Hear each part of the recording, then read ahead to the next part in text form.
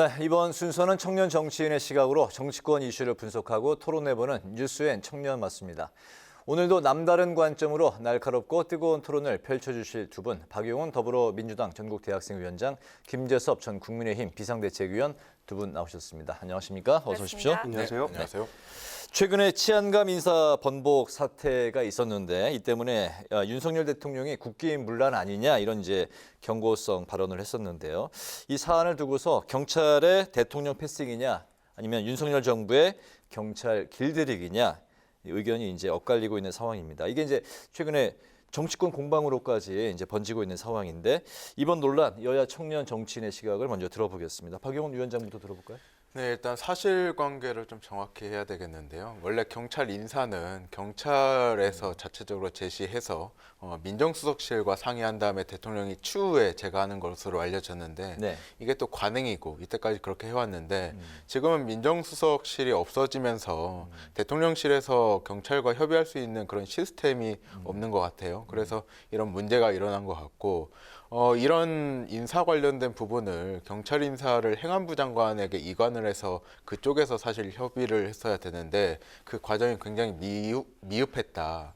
경찰 입장에서는 행안부에서 내려온 그 인사안을 발표한 것밖에 없거든요. 근데 발표하고 나서 1시간 내지 후에 그 인사안이 바뀌면서 마치 제재를 받는 느낌을 받았을 거예요. 국민 여러분들께서도 대통령실이 경찰의 인사까지 개입하냐라고 볼 수도 있겠고요. 과거 윤석열 대통령께서는 검찰총장 시절에 추미애 장관이 법무부 장관일 때 인사에 개입한다 라면서 펄펄 뛰었던 경험이 있거든요. 그런 경험을 봤을 때 지금의 모습은 참 모순적이다. 결국 이것은 민정수석실을 급하게 폐지하면서 시스템이 붕괴된 결과가 아닐까.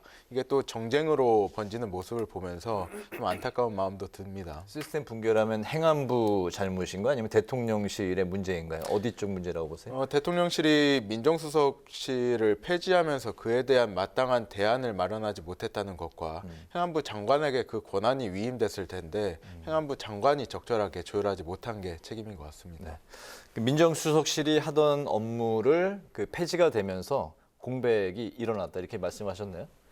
일정 부분 그런 부분도 있다고 생각됩니다. 그러니까 인사 체계, 검증 체계 뭐 이런 것들이 좀 바뀌다 보니까 다소 뭐 혼란이 있는 부분도 있는 것 같은데 네. 사실 이번에 이 그 경찰 인사 문제는 일단 진상 규명이 필요해 보입니다. 그러니까 왜 이런 일들이 벌어졌는지 이것이 실수인지 아니면 고의인지 내지는 어떤 관행적으로 이루어졌던 것을 우리가 그냥 늘 넘어왔던 것인지 이 세 가지 경우에 어떤 경우인지를 확인을 해서 실수라고 한다면 그것이 행안부의 실수라고 한다면 행안부도 고쳐야 되는 부분이 있고 네. 경찰의 실수라고 한다 그러면 경찰이 또 고쳐야 되는 부분이 있을 것 같고요. 만약에 관행이었다 그러면 고쳐야 되는 부분 역시 있을 겁니다. 반면에 이제 고의다. 경찰청장의 어떤 의도적인 인사 발표였다라고 한다 그러면 그것은 문책을 받아야 되는 사항이라고 생각합니다. 뭐 그것이 관행으로 이어졌든 실수로 이어졌든 일정 부분이라도 고의성이 있다 그러면 당연히 이제 대통령 입장에서는 이 부분에 대해서 강하게 문책하고 때로는 뭐 해당 처분들을 할지 않을까 이렇게 생각합니다. 뭐 고의성이라고 하면은 뭐 경찰을 한번 좀 의심해 봐야 된다는 그런 말씀인가요? 예를 들면 이런 겁니다. 최근에 경찰국 신설과 관련돼서 행안부와 경찰 간의 긴장 갈등 국면이 한번 있었거든요. 네. 경찰 쪽에서는 경찰국 설치를 반대하는 입장이었고 행안부 입장에서는 경찰국을 설치해야 된다라고 하는 입장이었는데 그런 강대강 대치 속에서 예를 들면 경찰청장이 인사로서 어떤 특정한 메시지를 대통령에게 전달하는 것이라고 하면 사실은 인사체계를 문란하게 하면서 자신의 정치적 메시지를 전달하게 된 것이거든요. 이런 경우에는 저는 처벌이 필요하다고 생각합니다. 네. 네. 자, 이 가운데 검찰총장 패싱 논란 그리고 식물총장 우려가 커지고 있는데요. 한동훈 법무부 장관이 검찰총장 없이 검찰의 고위간부 인사를 단행한 게 발단입니다. 윤 대통령은 이 검찰총장이 식물이 될 수 있겠느냐라고 말을 했는데요. 한마디로 검찰총장은 식물이 아니다라고 이렇게 해석을 할 수 있습니다. 한 장관을 두둔을 했습니다. 근데 하지만 2년 전 당시 그 추미애 법무부 장관 시절에 그 검찰 인사 단행했을 때 인사권도 없는 식물총장이라고 하면서 그 반발을 했던 윤 대통령 아니겠습니까? 첫 번째로는 검찰총장 임명이 빠르게 된 이후에 인사가 이루어졌으면 뭐 이런 잡음이 나올 필요가 전혀 없었는데 검찰총장 인선이 좀 더뎌지는 바람에 이런 일들이 일어나서 하루라도 빨리 검찰총장 인선이 이루어져야 된다라는 데서는 저 역시 동의를 하는 부분이고 네. 다만 이제 윤석열 대통령이 검찰총장 시절에 식물총장을 운운했었던 네. 것은 지금이랑 좀 맥락을 다르게 봐야 됩니다. 당시에는 법무부 장관이었던 추미애 장관이 수사지휘권을 발동을 하고 상당 부분 법무부에서 검찰의 인사 개입을 아주 노골적으로 했었던 때였거든요. 근데 윤석열 대통령이 후보 시절이었던 때를 생각해 보면 검찰과 관련된 이야기를 굉장히 많이 하셨습니다. 뭐였냐면 검찰의 독립성을 확보해야 된다. 이거 본인이 느꼈던 소회일 수도 있고 검찰이 나아가야 될 방향일 수도 있겠지만은 어쨌든 검찰의 독립성을 확보해야 한다라는 어떤 주장을 하시면서 크게 두 가지를 같이 말씀을 하셨는데 하나가 예산권이 독립돼야 된다라는 말씀을 하셨고 두 네. 번째는 수사지휘권을 폐지해야 한다라고 해서 법무부 장관이 더 이상 검찰총장에게 이래라 저래라 하기 어려운 상태로 만들겠다라고 천명을 해놓고 그 부분은 한동훈 장관 역시도 동의하고 재차 이야기를 한 바가 있거든요. 과거에 추미애 법무부 장관이었던 때의 검찰과 지금 한동훈 법무부 장관일 때의 검찰은 독립성 면에 있어서 꽤 큰 차이가 있습니다. 그래서 검찰총장이 이제 인사권이 없는 식물총장이라는 그 단어에 대해 추미애 장관과 한동훈 장관 간의 그 같은 기준으로 적용하는 조금 어려울 거다라는 생각을 저는 이제 같이 전해드리겠습니다. 네, 어떻게 보십니까? 윤석열 대통령과 한동훈 법무부 장관 사이에 이견이 좀 큰 것 같아요. 한동훈 법무부 장관은 사법연수원 27기거든요. 윤석열 대통령 23기고 한동훈 장관 입장에서는 27기보다 낮은 기수의 사람을 총장으로 임명해야 본인과 같이 이렇게 일을 할 수 있다고 판단하는 것 같고 혹여나 자기보다 높은 기수의 검찰총장이 오면은 인사를 제대로 할 수 없다는 그런 생각 때문에 지금 인사를 단행하는 걸로 보이고요. 윤석열 대통령은 사실 23기, 25기에도 좋은 분들이 본인이 생각하기에 좋은 분들이 많기 때문에 인사를 단행하고 싶지만은 한동훈 총장의 의견을 존중하는 걸로 보입니다. 지금 윤석열 대통령과 한동훈 법무부 장관이 검찰총장을 임명할 생각이 없다는 것을 증명하는 것이 검찰총장 임명을 위해서 후보자 추천위원회가 필요하거든요. 근데 그 구성조차 안 하고 계시다. 후보자 추천위원회가 열려도 후보자를 추천받고 그 규정을 제시하고 또 인사청문회까지 거치려면은 한 2달? 최대 2달까지 걸리거든요. 새로운 검찰총장을 우리가 보기까지는 2달 이상의 시간이 걸리는데 아직까지 임명하지 않고 있다는 것은 최대한 인사를 많이 해놓고 식물총장을 세우겠다는 의도로밖에 보이지 않거든요. 지금 윤석열 대통령과 한동훈 법무부 장관은 이런 걸 원하는 것 같아요. 바지 총장인데 바지 총장으로 안 보이는 사람, 바지 총장인 것처럼 행동하지 않는 사람을 원하는 것 같은데 과연 누가 이런 총장 자리를 할까? 그것도 의문이고 또 보면은 인사를 굉장히 많이 하고 있어요. 윤석열 대통령과 한동훈 법무부 장관이. 근데 이렇게 이례적으로 검찰총장이 없는 상황에서 인사를 단행한 경우는 없었거든요. 지금 검찰청법을 보면은 검사 인사에 관한 부분에서는 검찰총장의 의견을 듣고 법무부 장관이 대통령께 제가하는 시스템으로 되어 있는데 검찰총장 없이 인사하는 것 자체가 잘못됐다. 문재인 대통령께서는 과거에 검찰총장이 없었던 시기에 대검 차장 그리고 중앙지검 지검장 그때 윤석열 대통령이었는데 이렇게 최소한의 공백만 메꾸는 인사였는데 이번 인사는 알짜 인사를 다 메꾸는 인사다. 그렇게 생각합니다. 네, 알겠습니다. 이번에 그 여야 당내 상황을 살펴보겠습니다. 먼저 그 국민의힘부터 살펴보면 이준석 대표가 띄운 혁신위가 이제 본격 출범을 했는데 그 3040 세대가 이제 대거 포진해서 젊은 목소리에 이제 힘이 실릴 것으로 보입니다. 이런 가운데 이준석 대표가 2030 당원 가입에 또 박차를 가하는 모습을 보이고 있는데 이를 두고 이준석 대표가 청년층 지지를 매개로 징계 돌파구로 삼으려는 게 아니냐, 그런 셈법이 아니냐, 또 이런 해석도 일부 나오고 있습니다. 두 분의 의견 들어볼까요?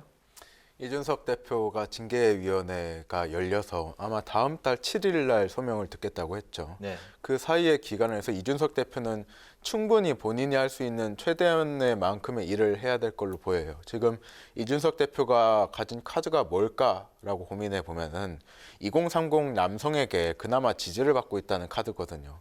이게 다음 총선에서도 요긴하게 국민의힘 입장에서는 사용하기 수 있기 때문에 그런 카드를 놓치지 않기를 바라는 입장을 생각해서 이준석 대표가 이렇게 진행하는 걸로 보이고요.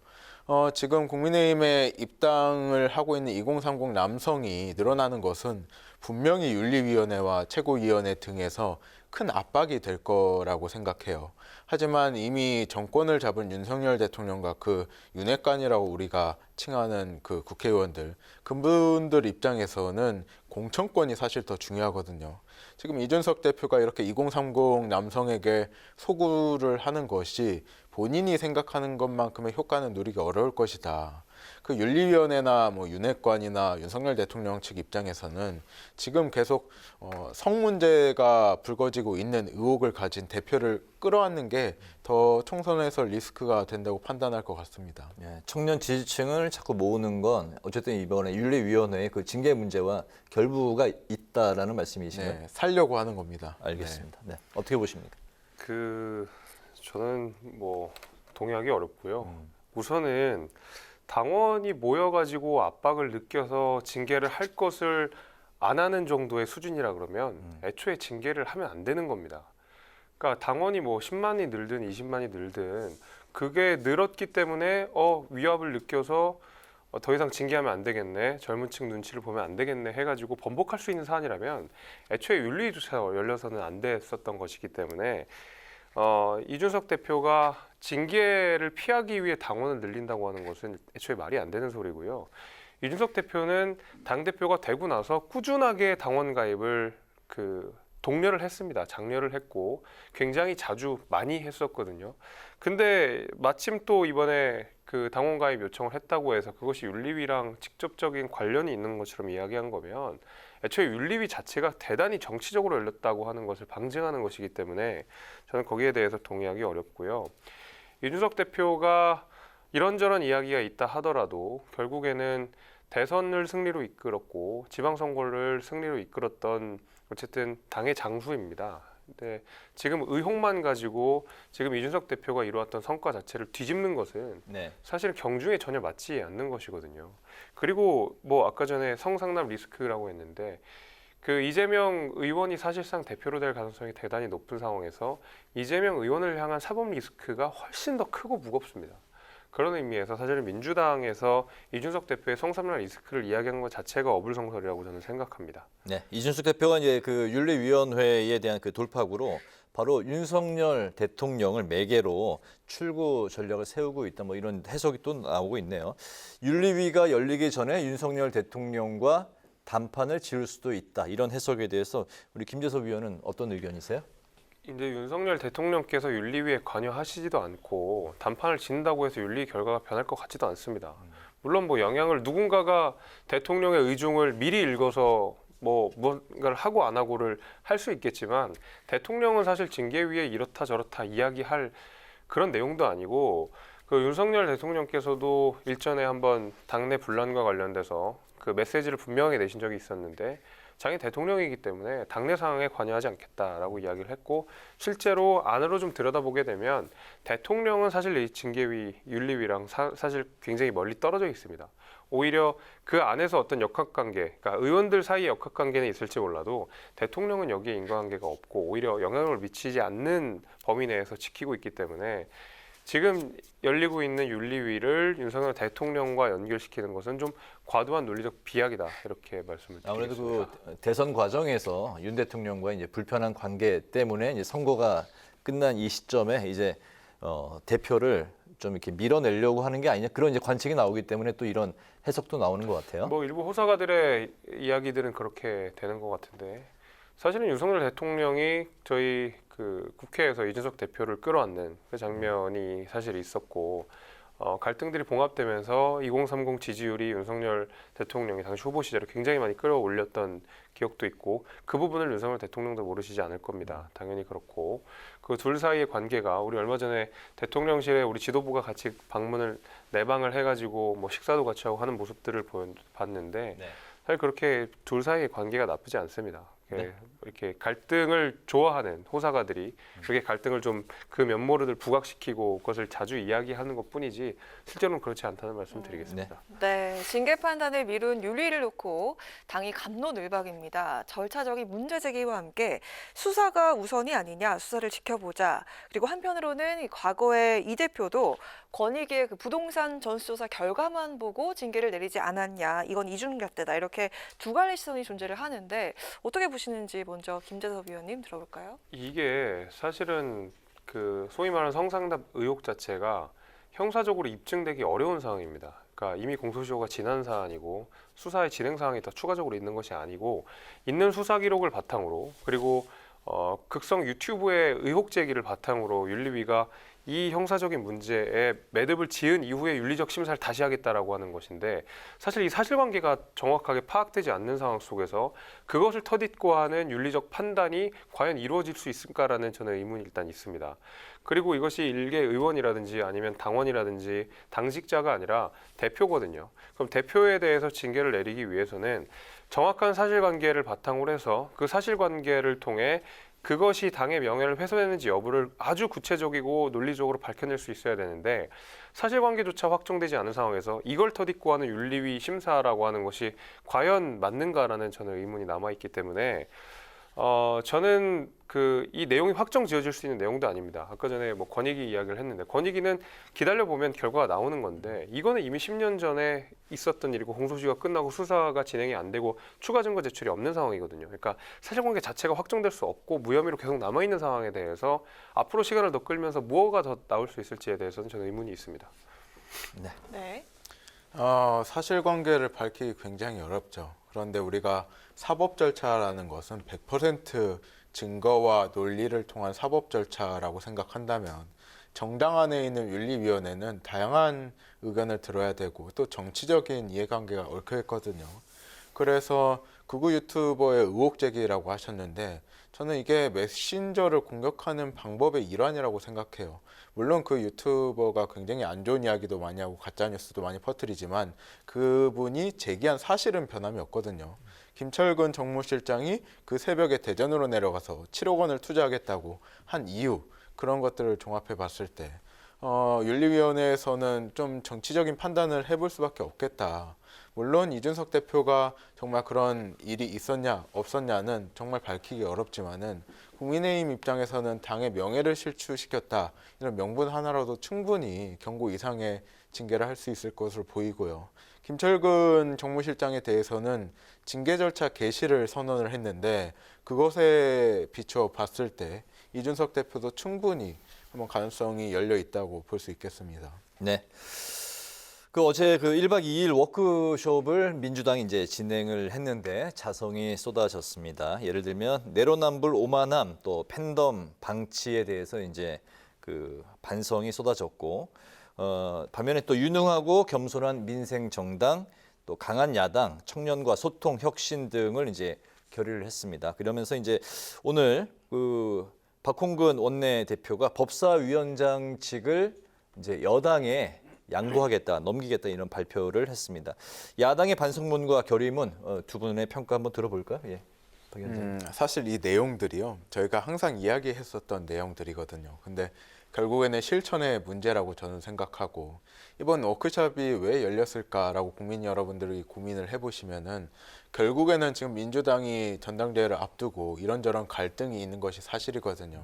그것을 전에 우리가 대통령 선거에서 왜 패배했는지, 지방선거에서 왜 패배했는지 한 자리에서 모이는 자리가 필요했기 때문에 그리고 국민들에게 어떤 변화되는 모습을 보여주기 위해서 워크숍을 갔다고 평가할 수 있겠고요. 이 내용 몇 면을 보면은 굉장히 민주당이 나아가야 될 방향들이 너무 명확하게 제시가 되어 있어요. 우리가 팬덤 방치에 대한 책임, 그리고 지방선거 공천 과정에서의 문제점, 그리고 오만함, 강한 야당, 청년과의 소통 이런 문제들이 제시가 되었는데 하나하나 우리가 다음 지도부에서 충분히 논의하고 실현해야 될 거라고 보입니다. 민주당의 같은 경우에는 내리 4번의 선거에서 2017년부터 승리해 왔는데 그 과정에서 우리가 후퇴한 측면도 어느 정도 있다고 저는 생각하거든요. 그런 것을 바로 잡을 수 있는 굉장히 모범적인 답안이다라고 평가를 합니다. 네. 근데 뭐 이 문구 자체는 다 동의할 수 있는 내용이고 뭐 대선 한참 이전부터 계속 국민의힘과 또 그다음에 민주당 내부에 반성적 성찰도 당연히 있었고 국민들께서 항상 요구하셨던 내용들이기 때문에 뭐 새로울 것은 없고 좋은 내용이라고 생각이 되는데 이게 민주당에서 과연 실천할 수 있을지는 제가 의문입니다. 왜냐하면 팬덤 방치 등을 이제 성찰을 한다고 했었는데 벌써 사실 박지원 위원장이 팬덤 정치와 관련된 비판을 쏟아내니까 김남국 의원이 거기에 대해서 뭐 성찰이라든지 이런 게 아니라 본인 팬덤이나 잘 하시라는 투로 말을 했거든요. 네. 그러니까 결국에는 실천이 안 될 거라고 생각합니다. 내로남불 지적 2년 전부터 계속했던 거고 뭐 강한 야당 글쎄요 뭐 유능하고 겸손한 민생정당 이거 계속 국민들이 요구했었던 건데 제대로 못 지키고 있었던 것이거든요. 앞으로 이제 실천의 문제가 남아 있다고 생각합니다. 네.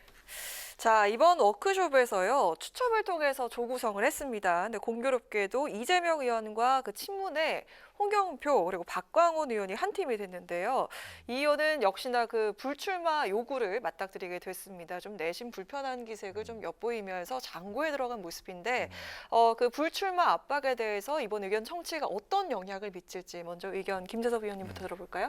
글쎄요 이거 근데 이제 친문계 홍영표 의원이 둘 다 출마하지 맙시다. 그러니까 소위 말하는 물귀신 작전을 쓴 건데 친문 그 홍영표 의원 입장에서는 잃을 게 별로 없거든요. 왜냐하면 이재명 의원은 나가면 당대표가 거의 되겠지만 홍영표 의원은 나간다고 해서 될 가능성이 거의 없는 상황 속에서 네. 사실 나도 포기할 테니까 너도 포기해라라는 식은 이재명 의원이 듣기에는 억울할 수 있겠습니다.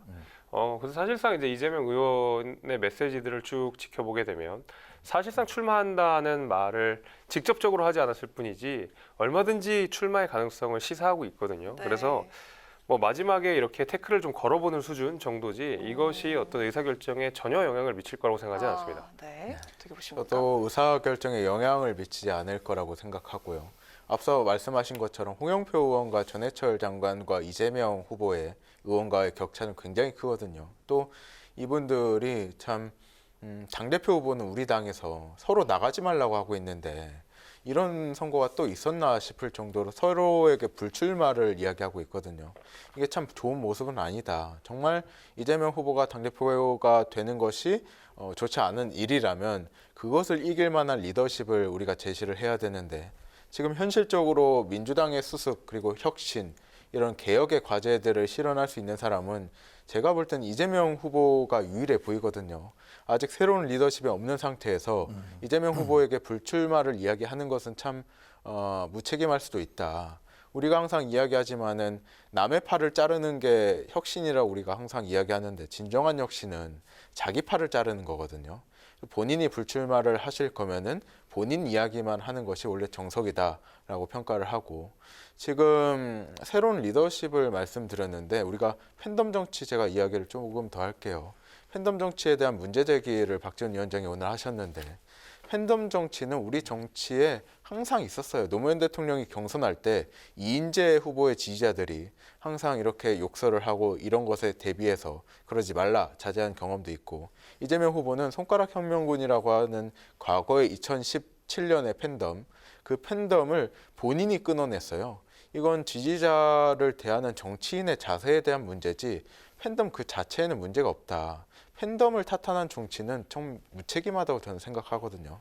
그 정치인에게 책임이 가야 되지 팬덤에게 책임을 돌리는 것은 일종의 저는 당을 흔드는 지지자 흔들기 프레임이라고 보고 이런 것들을 결국에는 지지자와 정치인의 관계 정립이 우리가 아니고 우리 정치가 좀 부족해서 생긴 일이라고 봅니다. 알겠습니다. 정치인의 그 언어라는 게 안 한다, 출마하지 않겠다 하면은 한다, 출마한다, 뭐 이런 언어라는 이야기가 있는데 아직 그 이재명 그 의원이 불출마 선언을 하지 않았기 때문에 향후 행보가 또 어떻게 이어질지 귀추가 주목이 되고 있네요.